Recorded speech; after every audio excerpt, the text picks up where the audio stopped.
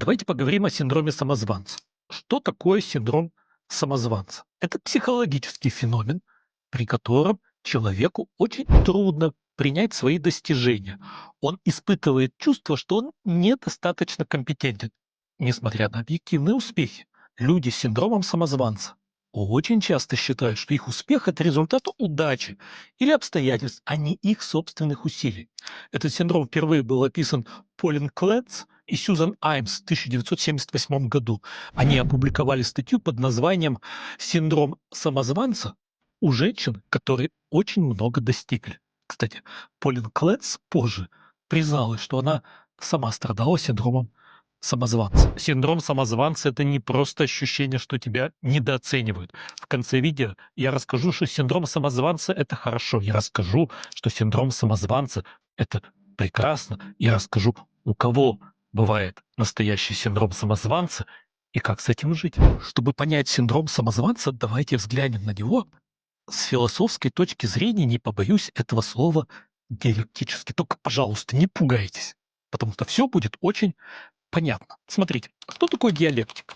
Этот вопрос однажды во время экзамена задал студент моему любимому русскому философу, автору диалектики мифа Алексею Федоровичу Лосеву. Алексей Федорович сказал, что диалектика – это когда ты сначала ничего не знаешь, потом знаешь, а потом снова понимаешь, что ты ничего не знаешь. И вот теперь давайте рассмотрим наш любимый синдром самозванца диалектически во всех этих трех фазах. Если вы хотя бы раз испытывали синдром самозванца, ставьте лайк. Таким образом, вы поймете, что вы не один. Первая фаза. Ты сначала ничего не знаешь. Вот вы знаете, что такое аронология или фагология? Вы знаете, что такое децеребрационная ригидность и о чем она говорит? Нет, скорее всего, не знаете. Может ли у вас здесь быть синдром самозванца? Нет, не может.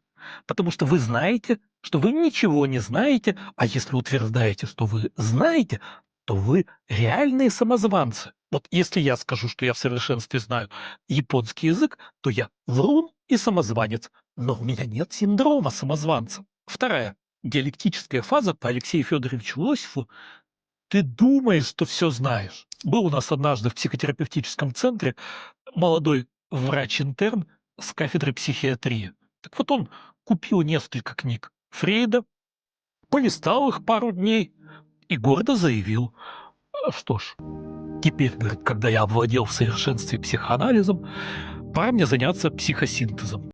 Мы смеялись и плакали. И во второй диалектической фазе синдрома самозванца тоже нет. Почему? Потому что нам кажется, что мы все знаем и все умеем, человеческие детеныши. Это не так. Но мы-то этого не осознаем. Если ты утром знал одно английское слово, а вечером 10, то твои знания английского языка реально увеличились в 10 раз. Это круто.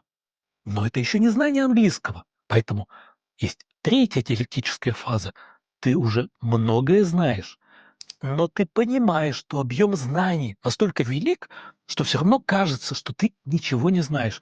И именно для этой третьей фазы характерен синдром самозванца.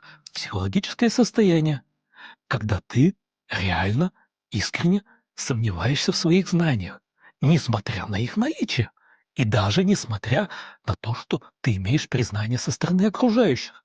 Анекдот есть хороший про то, как один мужчина, у него заболел живот, и его сын, студент первого курса медицинского института, поставил ему сходу диагноз аппендицит.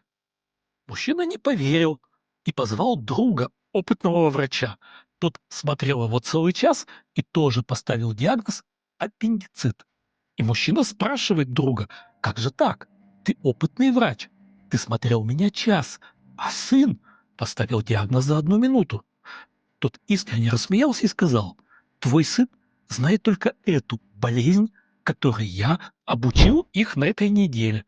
А я знаю сотни болезней, которые могут вызвать подобную симптоматику. И я целый час их исключал. Если синдром самозванца не дает вам жить и развиваться, не дает двигаться вперед, давайте разберем это на консультации.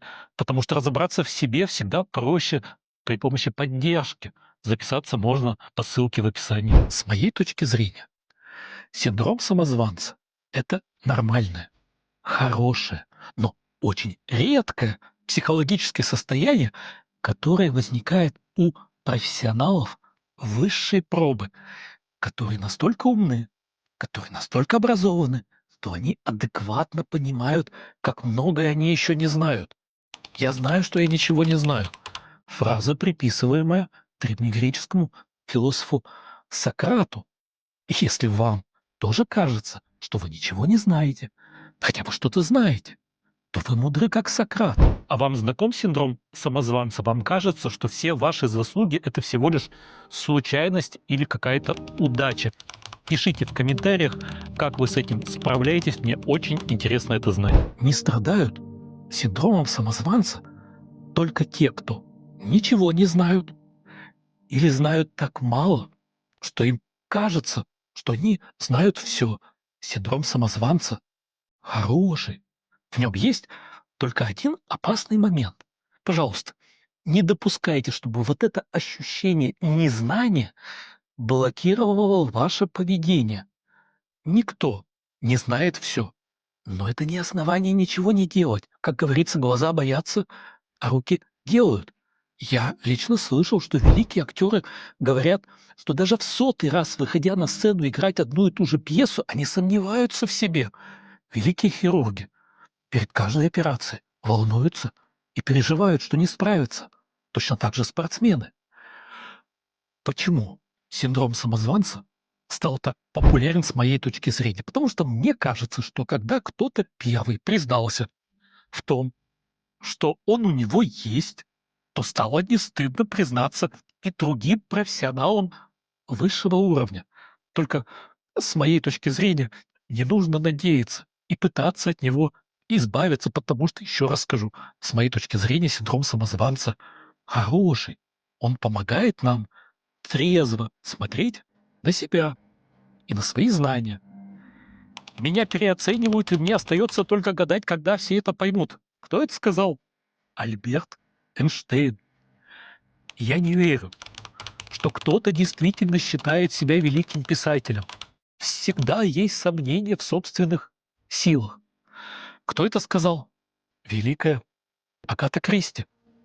Я чувствую, что мои интеллектуальные способности посредственны, говорил о себе Чарльз Дарвин. Поэтому, дорогие мои, присоединяйтесь к великим. Будьте не уверены в себе. Это нормально. Это хорошо. Если вам интересен мой взгляд на тему синдрома самозванца, то вот еще один момент, имеющий непосредственное отношение к личным границам. Если вам сложно защищать свои личные границы, если вам сложно сказать «нет», посмотрите это видео, и вы найдете там очень много полезного.